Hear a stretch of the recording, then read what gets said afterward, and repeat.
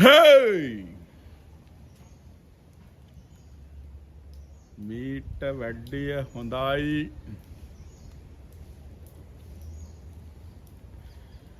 මම මේ කතාව කරනවා කියලා කවුරුත් මාත් එක්ක අමනාප වෙන්න එපා. ලංකාවේ හාමුදුරුවරු උන්ට හාමුදුරුවරු කියන්න බෑ ගණින් හාන්සේලා. ලංකාවේ හොර ගණයෝ එක ඊයේත් එකෙක් පොඩි ළමෙක් දූෂණය කරලා පොඩි හාමුදුරු කෙනෙක් දූෂණය කරලා අවුරුදු 24කට අධිකරණයෙන් හිරේ දාලා. ඊට කලින් තඹුත්තේගම පැත්තේ අවුරුදු 30කට හිරේ දානවා. දූෂණය කරන එකාගේ වයස අවුරුදු 40යි අවුරුදු 64යි. නාකි පට්ට නාකි පොඩි උන්ගේ පුකවල් පලනවා.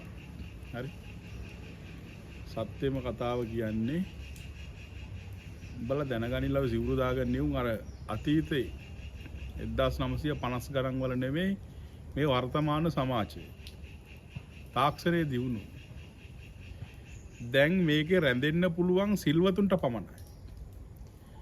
දුස්සීල වනචාරී වල්වැඩ කරන හාමුදුරුවෝ ටික ප්‍රතික්ෂේප කරනවා රටේ මිනිස්සු. කරුණා කරලා මෙතෙක් වැරදි කරා නම් නිවැරදි වෙයල්ලා. නැත්තම් මිනිස්සු පන්සල් වලට පැනලා ගහලා එළවන දවස වැඩි ඈතක නැහැ. ඉන්න බැරි නම් ගෑණියෙක් ගත්තා ගියා. කෙල්ලෙක් හරි ගෑණියෙක් හරි Tamanට ගැලපෙන එකේ Tamanට කැමති එකේ ගත්තා ගියා කසාද බැඳගෙන හිටපල්. මේක ඉන්නවනම් හරියට හිටපල්ලා. පොඩි එවුන් දූෂණය කරන්න තොපිට ලැද්දනේ නැද්ද? මම දැක්කා බහිරව කන්දේද මොකේද එක ගණේක් තමන්ගේ අයියාගේ දුව දූෂණය කරලා. හරි. දැන් අටමස්ථාන සිද්ධියක් ආවා. මං කියන්නේ කොයිකටද ඒක දුප්පත් තැනද පොහොසත් තැනද මෙච්චර කාලයක් ඔය ගත කරපු ජීවිතවලින් මිදියල්ලා. මෙච්චර කාලයක් මේ රට පාලනය කරපු රාජපක්ෂලා ඊළඟට රනිල් වික්‍රමසිංහලා මෛත්‍රීපාල සිරිසේනලා චන්ද්‍රිකා බණ්ඩාරනායක කුමාරතුංගලා රණසිංහ ප්‍රේමදාසලා ජේ.ආර්. ජයවර්ධනලා උන් බුද්ධ ශාසනය රැක ගන්නවා කියලා කරේ බුද්ධ ශාසනය වනසනේ. රටේ හාමුදුරුවරුන්ට මම මේක කිව්වා කියලා මතක තරහ වෙන්න එපා. රටේ හාමුදුරුවන්ට අරක්කු බොණ්ඩද ගෑනුත් එක්ක යන්නද තායිලන්ත ටුවර්ද හරිද වාහනේ එනවා පන්සලට ගහනවා ගෑණි යනවා අවශ්‍ය දේ කරගන්නවා ගිහින් දානවා. එහෙම තමයි මේ රටේ හොර තක්කඩි දේශපාලු බුද්ධ ශාසනය රැක්කේ. දැන් මේ වර්තමානයේ ජනාධිපති අනුර කුමාර දිසානායක ජනාධිපතිවරයාගෙන් ඒක නෑ ඒකට ඉඩක් නෑ. ඉතින් මේ හොර අල්ලනකොට මෙන්න බුද්ධ ශාසනය ඉවරෝ කියලා කෑ ගහනවා. බුද්ධ ශාසනය ඉවර නෙමෙයි හැදියල්ලා. කොහොමත් ඉදිරියේදී වත්මන් නිව් ජෙනරේෂන් එකත් එක්ක තරුණ පරම්පරාවත් එක්ක අලුත් පරම්පරාවත් එක්ක මේකේ වල් වැඩ කර කුපාඩි වැඩ කර මේ ශාසනය ඉන්න බෑ. ඒක තේරුම් ගන්න. ලොකු හාමුදුරුවරුන්ටත් පොඩි හාමුදුරුවන්ටත් හැම එකටම කියන්නේ. රටේ මහානායකටත් පන්සලේ ඉන්න දුප්පත් පන්සලේ පොඩි හාමුදුරුවන්ටත් ඔක්කොටම කියන්නේ. මම මෙහෙම කිව්වා කියලා මාත් එක්ක තරහ වෙන්න එපා. මොකද එහෙම නුනොත් එහෙම පන්සල් වලට පැනලා මිනිස්සු ගහන දවස වැඩි ඈතක නැහැ. මොකද මිනිස්සු කන්න දෙනවා, මිනිස්සු අඳින්න දෙනවා, මිනිස්සු ආහන දෙනවා. ඊළඟට පිටරට යන්න රටට යන්න උදව් කරනවා.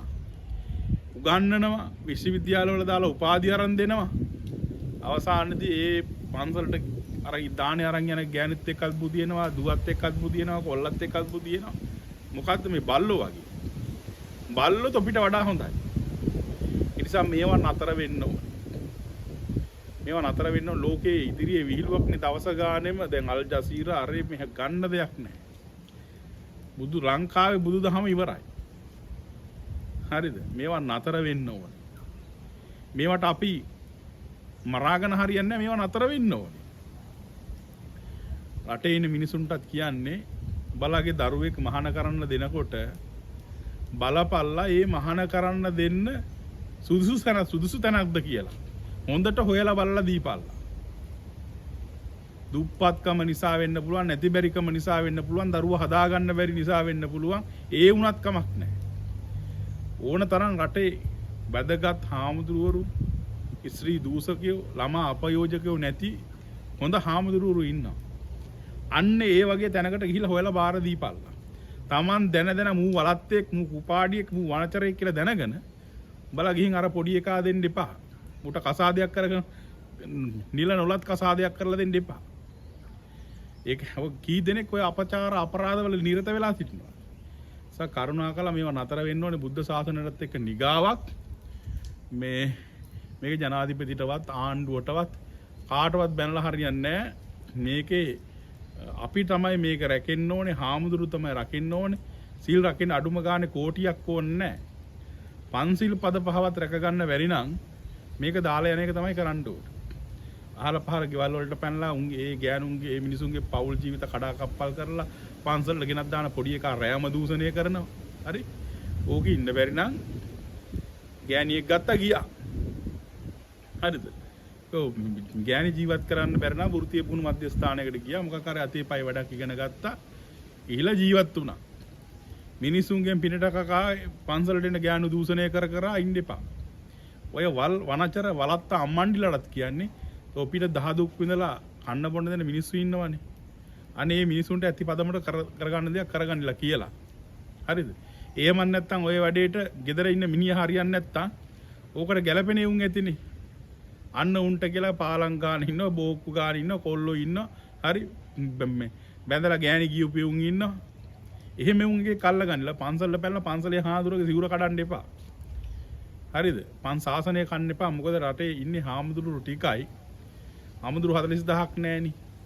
ඒ 40000 ඉනුත් මේ වැරදි අපරාධ අපචාර 488ක් තියෙනවා. ඒ වගේම 100කට 100ක්වත් නැහැ. 40000න් 1000ක්වත් නැහැ මේ වැරදි අපරාධ කර මිනිස්සු. ඉතින් මේවා නතර වෙන්න ඕනේ. මේවා සුද්ධ වෙන්න ඕනේ. මේවා ක්ලීන් වෙන්න ඕනේ. අපි නිවැරදි වෙන්න ඕනේ. ඒතකොට නිකම්ම බුදුදහම රැකෙනවා. හරිද?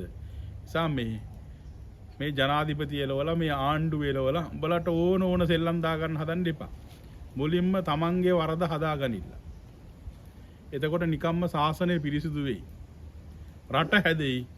ඒ නිසා අපචාර අපරාධ අපයෝජන ඔය කරන සියලුම දහපදුරා අවලං වැඩ නතර කරලා පන්සල් වලට ලැබෙන දේවල් දනට පිනට දීපල්ලා. දුප්පත් මිනිසුන්ට දීපල්ලා.